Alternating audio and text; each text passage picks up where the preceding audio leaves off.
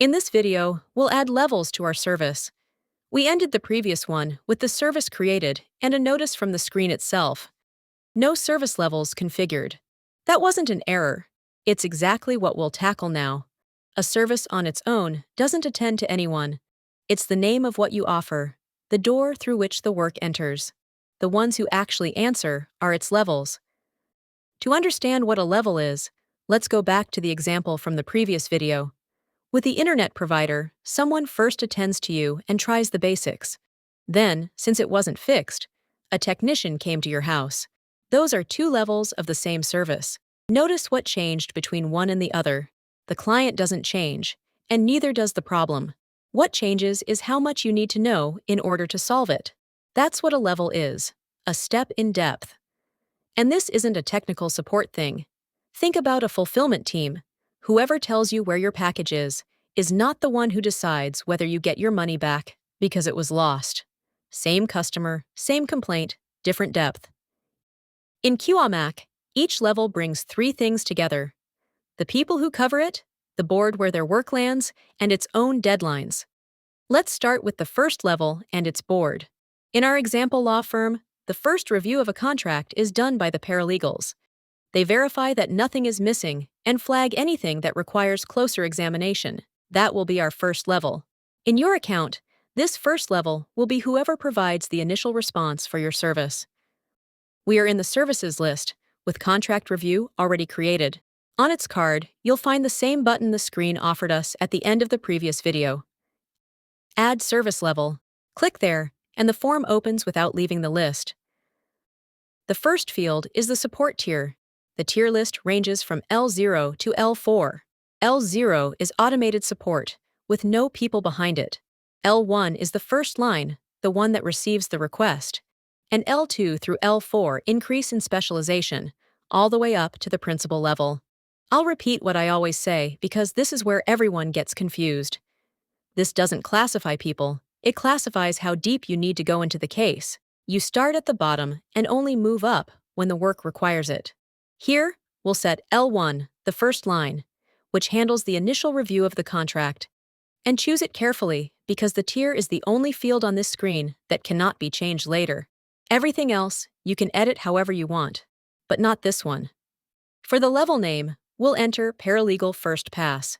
It should indicate who handles it or what it does, because this name accompanies every ticket that passes through the level. Next, the description, which is optional. The service level lead is defined by the form itself. This person is the single point of accountability for this service level. Be careful with what that means, because you're not granting them permissions or assigning them the work. It's simply a visible name, so that anyone knows who to turn to when something gets stuck. Here, we select Priya Johnson. She leads the paralegal team that handles this level. The field is optional, but a level with no lead is a level no one answers for. Choose someone who is actually part of the team handling the requests. If you assign someone higher up, their name will appear on the board without them being able to do anything there. And now the important part: board configuration. Every level needs a board, and this isn't just a formality. The board is the place where tickets land and where your team moves them along. Without a board, the level has nowhere to work. That's why the form won't let you create the level until you resolve this. There are two options: create a new board for this level or connect an existing one. The second option works when your team is already using a board that was previously created in the platform. This way, you avoid opening a new one and asking them to migrate their work. You connect to that board, and you can only connect to available boards, since each board belongs to a single level. In our case, we'll create a new one. Pay attention to the name. It wrote itself. CR, Paralegal First Pass Board. This is the prefix we decided on in the previous video. The tickets on this board will be called CR1, CR2, and so on. The type stays as service, which is what it is. The methodology, Kanban. These are the columns through which the work progresses. And the board's visibility. Here you declare who this board is meant for: private, just its members, or a team, a department, or the whole organization. We'll set it to organization, just like the service. In this firm, there's no reason to close it off. Below that, you'll find operating hours. This is where you declare the schedule during which this level provides service, either around the clock or within a specific time window. It's the reference your team and your clients have for when there's someone on the other side. This office is based in Chicago, so we'll set it to Central Time.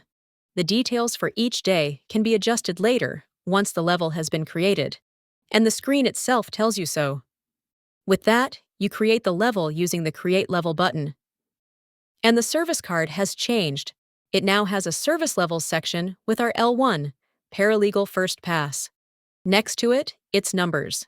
0 agents, 0 tickets. And at the top, Tickets by Level has appeared. Still nothing to distribute yet. The service now has someone to answer. What it's missing is Who with. 0 people is the piece we need to address now.